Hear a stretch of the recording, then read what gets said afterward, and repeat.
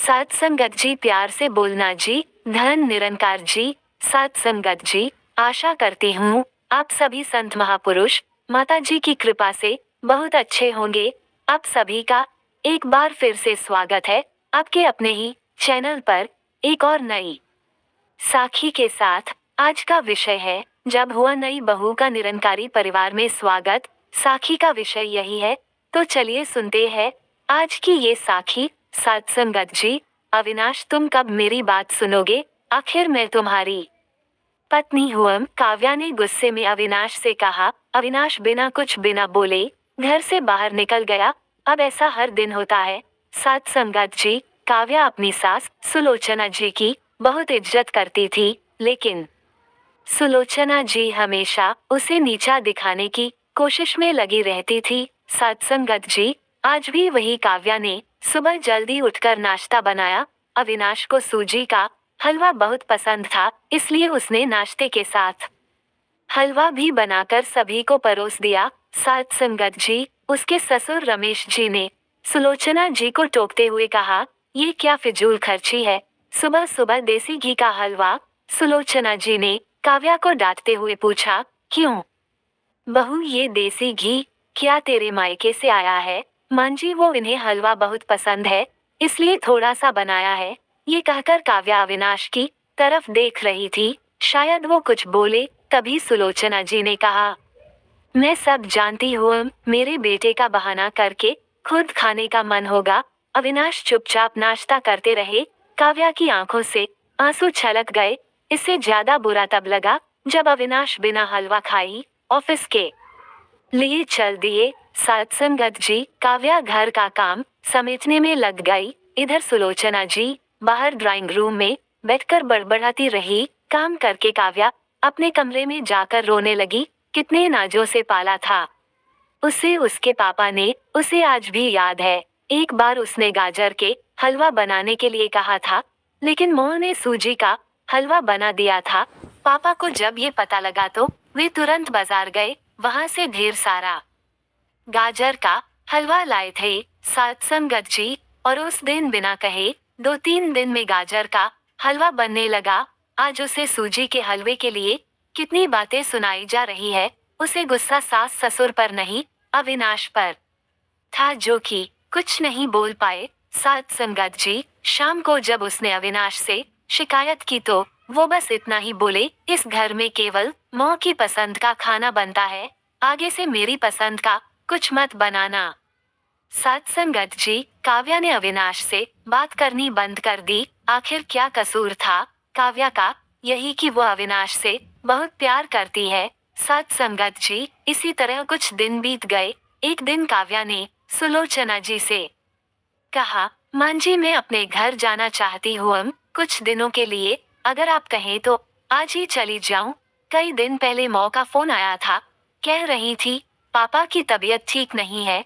सुलोचना जी ने कहा, वहां जब भी जाती है 1 सप्ताह से वापस नहीं आती। घर का काम कौन करेगा?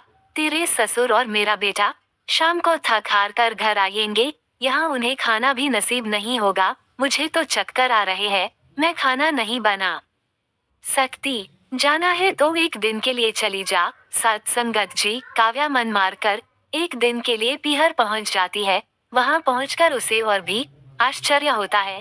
भाभी, मम्मी पापा कहाँ गए? काव्या ने घबरा कर पूछा। उन दोनों का घर में मन कहाँ लगता है, तीरथ पर गए हैं, न जाने कब आएंगे। वैसे तुम कितने दिनों के लिए आई हो? क्योंकि मुझे भी अपने पीहर जाना है। संगीता भाभी का ये व्यवहार देखकर काव्या चौंक गई। क्या ये वही भाभी है जो उनसे बहुत स्नेह जताती थी? काव्या सोफे पर बैठी सोच रही थी। अच्छा, वो जो भैया ने मकान के पेपर साइन करा लिए थे, मैंने अपना हिस्सा छोड़ दिया था, शायद उसी साइन के लिए मेरे से प्यार जताया जा रहा था। साथ संगत जी, काव्या उठकर खड़ी हो गई। भाभी, मुझे कुछ काम याद आ गया, मैं फिर आऊंगी, कहकर वह तेजी से घर से बाहर निकल गई। पीछे से गेट बंद होने की आवाज से वह समझ गई कि उसके जाने से भाभी को कोई खास फर्क नहीं पड़ा। साथ संगत जी, भारी कदमों से चलते हुए वो मंदिर पहुंच गई, क्योंकि शाम से पहले यदि ससुराल जाती तो सुलोचना जी उससे कई सवाल करती। मंदिर में जाकर उसने भगवान के दर्शन किए, बस ना कुछ मांगा ना कुछ बोला। भगवान के चरणों में शीश नवाकर वह बाहर आकर बैठ गई। तभी सामने के पेड़ के नीचे उसे अपने माता पिता बैठे दिखाई दिए। साथ संगत जी, काव्या भागकर उनके पास पहुंची। काव्या को देखकर उसकी मां रोने लगी। बेटी तू यहाँ कैसे? पापा ने पूछा। वो छोड़िए, ये बताइए आप यहाँ कैसे? आप तो तीर्थ यात्रा पर गए थे। काव्या के सब्र का बांध टूट गया, उसकी आंखों से आंसू बह रहे थे। बेटी तेरी भाभी ने तुझसे झूठ बोला है। बिजनेस में पैसा लगाने के लिए तेरे भैया ने मकान अपने नाम करा लिया। मकान के कागज गिरवी रखकर साहूकार से कर्ज ले लिया। उसके बाद हम बोझ बन गए, हमें घर से निकाल दिया। सत संगत जी, पापा अब क्या होगा? काव्या ने रोते हुए पूछा। बेटी तू चिंता मत कर, हम कहीं वृद्धा आश्रम में चले जाएंगे। तू अपनी ससुराल जा, वहाँ किसी को ये बात मत बताना। सत्संगत जी, अपने माँ बाप को इस हाल में देखकर वह उन्हें अपने साथ ले जाना चाहती थी, लेकिन जहाँ उसकी कद्र नहीं है वहाँ माँ बाप की क्या इज्जत होती। भारी मन से काव्या ससुराल की ओर चल दी। आज उसे अपने लड़की होने पर अफसोस हो रहा है। काश वो अपने माता पिता के लिए कुछ कर पाती। सत्संगत जी, घर आकर उसने बहुत मुश्किल से घर का काम निपटाया। उसके बाद अपने कमरे में जाकर गुमसुम बैठ गई। उसकी आंखों से आंसू बह रहे थे। अविनाश अपने ऑफिस के काम में लगे हुए थे। जब वे सोने आए तो काव्या से पूछ बैठे, क्या बात है? आज फिर माँ की कोई बात बुरी लग गई जो आंसू बह रही हों? काव्या अपने को रोक नहीं पाई और उसने रो रो कर सारी बात अविनाश को बता दी। क्या माँ पिताजी को यहाँ ले आए? वे इस उम्र में कहाँ जाएंगे? सत्संगत जी, अविनाश ने कोई जवाब नहीं दिया और करवट लेकर सो गए। इस बात से काव्या को बहुत गुस्सा आया। आज से मैं भी इनके माँ बाप की सेवा नहीं करूंगी, देखती हूँ कौन इनकी सेवा करेगा। सत्संगत जी, रोते रोते काव्या सो गई। 2-3 दिन बीत जाने पर उसकी चिंता बढ़ती जा रही थी। एक दिन वह सब्जी लेने के बहाने उसी मंदिर में पहुंची, लेकिन उसके माता पिता वहां नहीं थे। पंडित जी, यहाँ मेरे माता पिता उस पेड़ के नीचे बैठे थे। कई दिन से उनका कुछ पता है। तुम्हारा नाम काव्या है क्या? पंडित जी के मुंह से अपना सुनकर काव्या ने पूछा। जी हाँ, लेकिन आपको कैसे पता?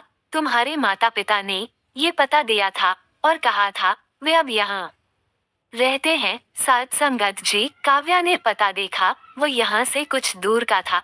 काव्या ने मंदिर के बाहर निकलकर ऑटो रिक्शा किया और उस पते पर पहुंच गई। दरवाजा खटखटाया तो एक लड़की निकल कर आई। यहाँ का पता मुझे पंडित जी ने दिया है। काव्या बोली। आप काव्या दीदी हो? अंदर आ जाओ। काव्या को कुछ समझ नहीं आया। वह अंदर गई तो देखा उसके माता पिता सोफे पर बैठे थे। सत्संगत जी, काव्या उन्हें देखकर रोने लगी। बेटी अब क्यों रो रही है? तेरे कारण हमें यह मकान मिल गया। काव्या आश्चर्य से उनका चेहरा देखने लगी।